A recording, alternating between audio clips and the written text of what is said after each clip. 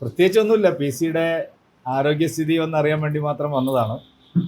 പക്ഷേ കഴിഞ്ഞ ദിവസം ആശുപത്രിയിൽ പോകുന്ന സമയത്തുണ്ടായതിനേക്കാൾ കൂടുതൽ ഊർജ്ജസ്വലനായിട്ടാണ് പി സി ഇരിക്കുന്നത്. ആരോഗ്യ പ്രശ്നങ്ങളെല്ലാം കണ്ടുപിടിക്കാനുള്ള ഒരു അവസരം കൂടിയായിട്ട് ഈ സമയം അദ്ദേഹത്തിന് സാധിച്ചു. എല്ലാ ചെക്കപ്പുകളും നടത്തി കൂടുതൽ ഊർജ്ജത്തോടെ തദ്ദേശ തെരഞ്ഞെടുപ്പിലും നിയമസഭാ തെരഞ്ഞെടുപ്പിലും പ്രവർത്തിക്കാനുള്ള ആവേശത്തോടു കൂടിയാണ് അദ്ദേഹം ഇപ്പം നിൽക്കുന്നത്. ഞാൻ ഇന്ന് പറയാൻ ഉദ്ദേശിക്കുന്ന ഒരു കാര്യം, നമ്മുടെ സംസ്ഥാനത്തിൻ്റെ ക്രമസമാധാന നില ഇതുപോലെ ഭയാനകമായൊരു സ്ഥിതിയിൽ ഒരിക്കലും ഉണ്ടായിട്ടില്ല. ഏത് നിമിഷവും ആരും വേണമെങ്കിൽ കൊല്ലപ്പെടാവുന്ന ഒരു സ്ഥിതിയാണ് നമ്മുടെ കേരളത്തിൽ. കൊച്ചുകുട്ടികൾ മുതൽ സ്കൂൾ വിദ്യാർത്ഥികൾ, LP UP സ്കൂൾ കുട്ടികൾ മുതൽ വയോവൃദ്ധർ വരെയുള്ള ആൾക്കാർ അതിഭീകരമായിട്ട് കൊല ചെയ്യപ്പെടുകയാണ് സംസ്ഥാനത്തിൻ്റെ വിവിധ ഭാഗങ്ങളിൽ. ഇതുപോലത്തെ അക്രമങ്ങൾ നമ്മൾ വിദേശ സിനിമകളിൽ മാത്രം കണ്ടിട്ട് പരിചയമുള്ള അക്രമങ്ങൾ നമ്മുടെ കേരളത്തിൽ നടക്കുകയാണ്. UP സ്കൂളുകളിലും ഹൈസ്കൂളുകളിലും എല്ലാം വന്ന് ഇതുപോലുള്ള അക്രമം നടത്താൻ പരിശീലനം കിട്ടിയ ആൾക്കാർക്ക് പരിശീലനം കിട്ടിയിരിക്കുന്നു. പല കൊലപാതകം വെഞ്ഞാറമൂടിൽ ഒരു കുടുംബത്തിലുണ്ടായിട്ടുള്ള അതിഭീകരമായ കൊലപാതകം ഇരുത്തി ചിന്തിപ്പിക്കേണ്ട കൊലപാതകമാണ്. അതൊരു സാധാരണ സംഭവമല്ല. വിദഗ്ധമായ പരിശീലനം എവിടുന്നോ കിട്ടിയിരിക്കുന്നു എന്ന് വേണം കണക്കാക്കാൻ. ഏത് UP സ്കൂളിന് മുമ്പിലും MDMA ഉൾപ്പെടെയുള്ള രാസ മയക്കുമരുന്നുകൾ സുലഭമായിട്ട് കേരളത്തിൽ കിട്ടുന്നു.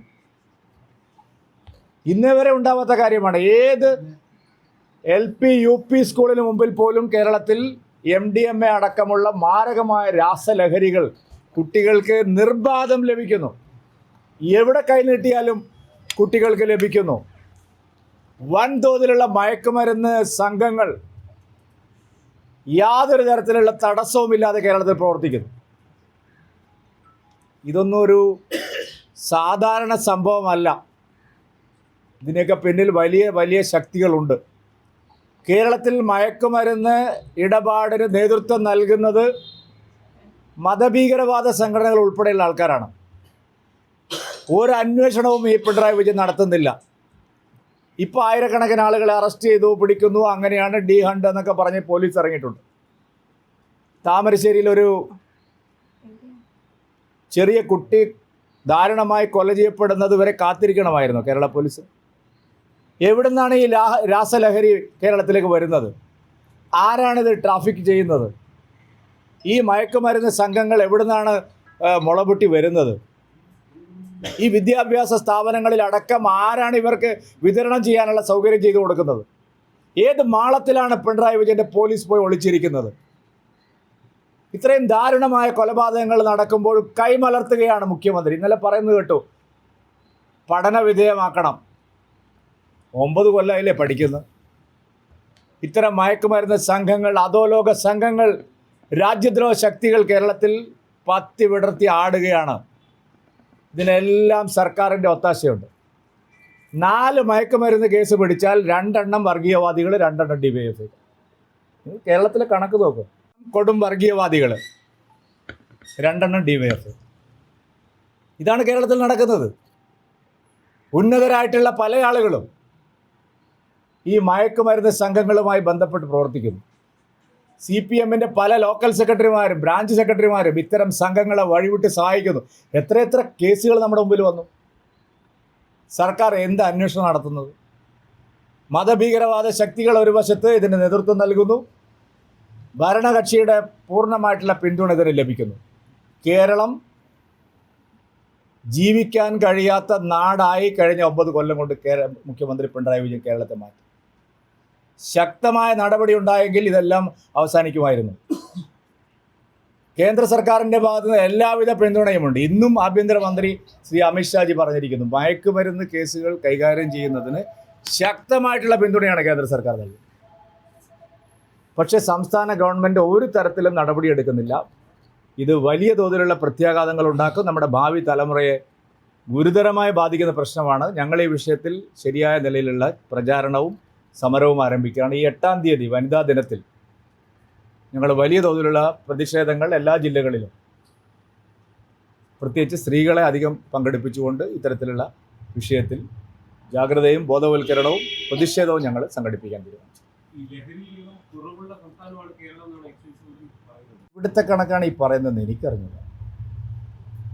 ഇവർ ഏത് വാറോല വെച്ചിട്ടാണ് ഈ കണക്ക് പറയുന്നത്? എത്ര കുട്ടികൾ മരിച്ചു കേരളത്തിൽ? എത്ര സ്കൂൾ വിദ്യാർത്ഥികളുടെ പക്കൽ നിന്ന് രാസലഹരിയുള്ള മയക്കുമരുന്നുകൾ കണ്ടെത്തി?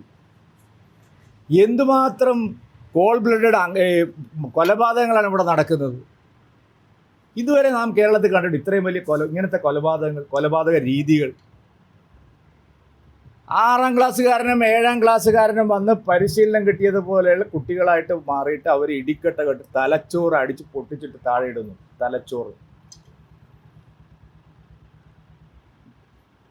തിരുവനന്തപുരത്ത് കാമുകിയെ കൊന്നു, അനിയനെ കൊന്നു, അമ്മയെ കൊല്ലാൻ ശ്രമിച്ചു, വീട്ടിലുള്ള എല്ലാവരെയും കൊല്ലാൻ ശ്രമിച്ചു. എത്ര കൂളായിട്ടാണ് അയാൾ ഇറങ്ങിപ്പോകുന്നത്. പോലീസിന് മുമ്പിൽ കീഴടങ്ങുമ്പോൾ അയാളുടെ മുഖഭാവം നിങ്ങൾ കണ്ടോ?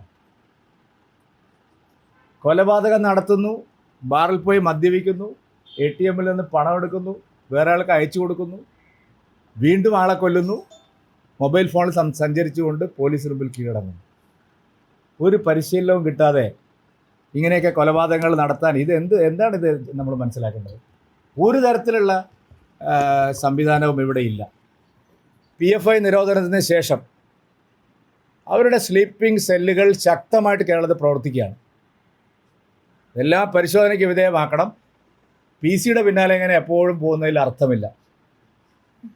നടക്കുന്നത് യഥാർത്ഥത്തിൽ ഇത്രയും ഭീഷണമായിട്ടുള്ള കാര്യങ്ങളാണ്. അതിൻ്റെ പിന്നാലെയാണ് സർക്കാരും മാധ്യമങ്ങളും പൊതുപ്രവർത്തകരും എല്ലാം പോകേണ്ടത്.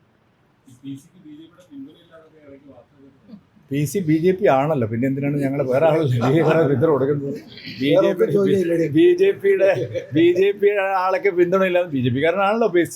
പണ്ടാണെങ്കിൽ പറയായിരുന്നു, ഏത് PC ജനപക്ഷമായിരുന്ന കാലത്താണെങ്കിൽ ഈ ചോദ്യത്തിന് പ്രസക്തി. BJPയുടെ സീനിയർ നേതാവാണ് PC. പിന്നെ ആ ചോദ്യത്തിൽ എന്താ പ്രസക്തിയുള്ളൂ?